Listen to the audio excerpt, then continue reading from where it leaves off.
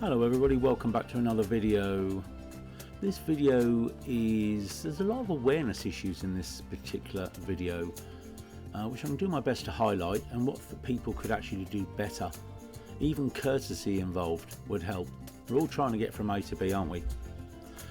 Anyway, let's crack on with the video. Please like and subscribe. It's much appreciated, and it does help the channel out a lot. Thanks very much. Okay, let's get on to the first clip. Okay, this clip is someone crossing the road. It's a lady coming out of the park. There'll be white BMW coming down the road. Now she comes, she doesn't check or doesn't look. There she is. There's the white BMW, who can't see her because of the car in between them, and she can't see that the car either. It's vice versa, and she just walks out without looking, goes right into the road. She does look at the cycle but not the car, and then she decides to look halfway across the road. If that BMW wasn't paying attention, she most definitely would have got hit, no doubt about that at all. Now on this clip here, we're on the A3 leaving to go towards Chessington. As you can see, it's a feed off left. Now as we go up here, we're looking at the road on the right as you see it. Make sure no cars are coming up. They're indicating left at this point, and then all of a sudden this BMW comes out of the queue and goes right up on the inside. It totally ignores our indication to move over into the lane because we're going left further up the road. I do wonder sometimes, so it was good awareness by my pupil, hanging back there, letting the BMW push through, then gently sliding over. It didn't cost us anything at all, and more to the point, they didn't even get any further up the road either, did they? Just to be in front of one extra car. Doesn't make a lot of sense really. Anyway, let's move on. Okay, in this clip here, we're back on the A3 again, rear view camera, and it's about how cars are catching us up. Now we're doing the speed limit, but that never seems to bother anybody anyway. Not many people adhere to it. Now those three cars in the middle lane, they're all going straight on, but they've got a bit of distance between them. It could be a little bit more, but they've got what I'll deem their braking distance. But look at the red car. It punches into that braking distance. Good on the Volvo behind. It notices that, probably not too pleased with it, but it recreates its braking distance again, which is good. It's not catching us up too quick, so it's probably going just slightly over the speed limit. There's a police bike passing on the outside lane, and well, needless to say, they're going over the speed limit as well. They're not in an emergency. We're getting down to a 40 now. As we're getting closer to a junction ahead of us and some traffic lights. Now what I'm particularly paying attention to is this Audi behind us. Now we know, or I know, he would like to pass us, but he's not really getting the opportunity because of the vehicles in the middle lane catching him up, because they're going a little bit quicker than what they should be. But then shortly now it goes to 3 lanes, and then we're going to switch to a front view. He's keeping a reasonable distance this time, which I appreciate, but he does get a little bit closer and closer all the time.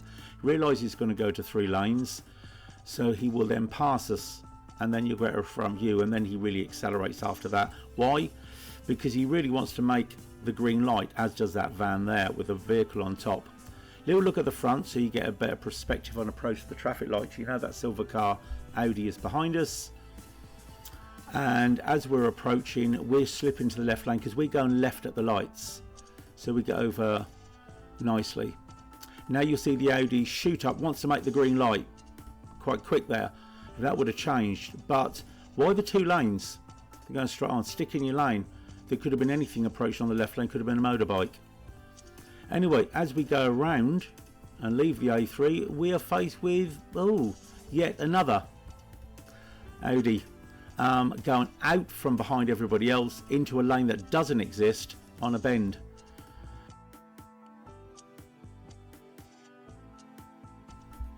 Now as you see it here in this clip, ran a one-way system. All those vehicles there on the left, right up to that white van, all want my lane, and they're in the right hand side. Now as they go around, they're not intentionally doing anything right at the moment, more to do with indicating, but the point is they all want to come across. One might say they're using the space on the road on where they are at the moment to gain into this road, but the thing is they're actually pushing in, which is not very helpful. All of them come across right up to this van here. and they could plan a little bit better. And if you look on the left, it is quite empty, but it's only because no one's going around to the right. It doesn't mean you should be able to push into this lane. If you look further ahead from the front camera now, the roads on the right are clear. They're quite empty, but that's because people are going to filter around to the right. And as you can see, that car come across 3 lanes, as does the bike, and then the next car as well. And that lane now in the middle is a right only lane. VW comes in and the van pushes in just at the last moments, but you'll see a marker on the road. It's a right only lane, shouldn't be there, but they've used it to access it because it was relatively clear to get in front of us. And it's just something we need to be aware of. This happens quite often actually, people trying to take advantage of free space on the road. Okay, quite a few things going on here. First and foremost, him checking his phone behind, furtive looking up and down. She needs to put that down. Leave it alone, even if you are waiting at lights. We're going to come back to this fella shortly. I want to have to show you what's going on up front. Like I said, there's 1 or 2 things going on here, and we'll come back to this guy. So when we look at the front and we're moving on, we're coming up to some lights, but it's the second set of lights I want to pay attention to, because sometimes I don't understand pedestrians at all. They put their life on the line in silly ways. We go around here, and as you can quite comfortably see right there, they are now about to change to green. That means pedestrians have got a red man, they should be crossing. So what the hell is this person doing walking out when there's a red man right in front of that car on the right hand side? Anything else likely to come down here whatsoever? And then it doesn't there on the phone, but and then doesn't end there. This car here then pulls over, it indicates left. I have no idea what its intentions are. It does it just at the moment now. And it comes to a complete stop there basically. As we go back to that vehicle behind, as we're moving on, now bearing in mind we just had that pedestrian cross at those lights, and then that car slowing down on the right hand side. It's a big one-way system here, and it shouldn't be stopping there at all unless it's actually broke down, but it's one of our professional drivers, and we know they just tend to bend the rules as they seem to see fit on the road. So there's the post office. He's looking to pass us now, the man behind. Can see that car. Could have seen it way down there actually. We certainly did. And then and it's only at the very last moment realise it's not moving. It's stopped. So he has to go under it. Like I said, why it stopped there I don't know. And then he undertakes us anyway. It's just look at the queue behind and that. It's just people just not paying attention in general. Now this clip here, I like this clip. This is about fluidity of driving really. Notice when we go across that roundabout, my pupil is staying into the left, or left lane as you see it, the right lane on the road. And so has the Mercedes. Now there's a reason for that. As we drive up this road, as you can see, they both go straight on, but the right lane as you see it turns left off this road. And what we're doing, we're staying to the right hand lane, fluidity of driving. There they're clearing the keep clear and that junction, then they move over to the left hand lane to carry on going. That Mercedes stayed behind us because there you go, look, they're turning right. That's nice smooth fluidity of driving as it narrows into one lane. I kind of like that. That keeps it nice and smooth.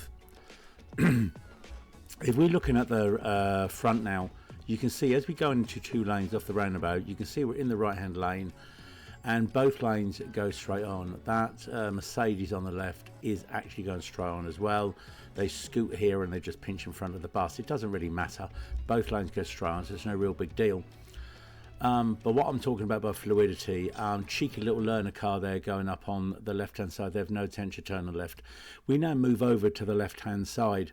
Now, as I said, that I don't know, it's a learner car, probably someone just with L plates on.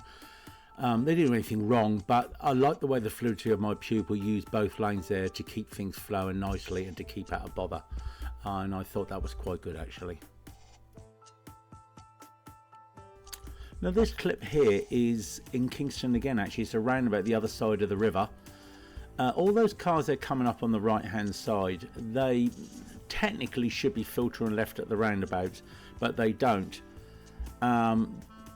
They filter around and it causes confusion. There's no real marks on the road. It should be marked better in my opinion. As you'll see now as we go around, they're all indicating now and coming around the outside, slowing those cars that are, in my opinion, in the correct lane. They're going around. It should be marked better, to be fair. because it causes confusion. Now that gold car behind this white car, he's not happy. He moves out to the lane. He feels that the car who's actually doing the speed limit, by the way, is not going quick enough. So what does he do about that? He goes back to his lane again, even when that car's looking to indicate left, and he undertakes him and goes around. I mean, how ridiculous. And this 4x4, this white car here on the left, is no different. He actually wants our lane. In fact, he doesn't want our lane. He wants to peel off to the left. But instead of getting in behind at an earlier and suitable point in time, he doesn't. Let's have a look at that from the front as we move forward, and you'll see exactly what was going on in this direction. You've already seen the rear. So as we're going around, we're being pinched here now by these cars on the left. We've got to really, really careful when we leave here, because we know those cars behind us want to go in the same direction. Like I said, road markings would help this situation an awful lot. Now, as we're making progress up here, you saw what was going on behind with those other cars sort of scrabbling for space on the road left or right. Now, as we come up here and we pinch around and we go under sort of the tunnel here, as such, the covering, we get that 4x4 that comes up on the right hand side. And as I said, instead of planning and getting in earlier, and there's that gold car that undertook earlier on as well. We got this 4x4 that comes up, passes us, takes advantage of the gap between us and the car in front. There it comes. And then pinches in our braking distance, and then moves across into the lane on the left hand side. Not very helpful, but we have to have our wits about us when this sort of thing happens.